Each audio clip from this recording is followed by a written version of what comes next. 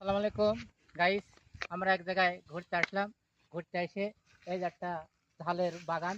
ঝাল কিভাবে তৈরি করে, এই যে পলিথিন দিয়ে প্যাকেট করে মাটি দিয়েছে, ভিতরে মাটি দিয়ে মানে টপ করে দিয়ে বসিয়ে দিয়েছে।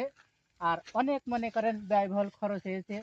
এই যে লোহার পরে লোহার করে মাথা করে দিয়ে মানে এরপরে বসানো হয়েছে। সে এভাবে অনেক কোম্পানির ব্যয়বহুল খরচ, কোটি কোটি টাকা খরচ। বড়টা ফার্ম, এই ফার্মে মনে করেন লোক লাগবে। যাদের কাজ করার যাদের কাজ নেই তারা আমার সাথে যোগাযোগ করতে পারে। যোগাযোগ করলে এখানে 10টা লোক লাগবে। 10টা লোক আমি এখানে কাজে লাগিয়ে দেবো। আপনারা আমাকে ফলো দেবেন।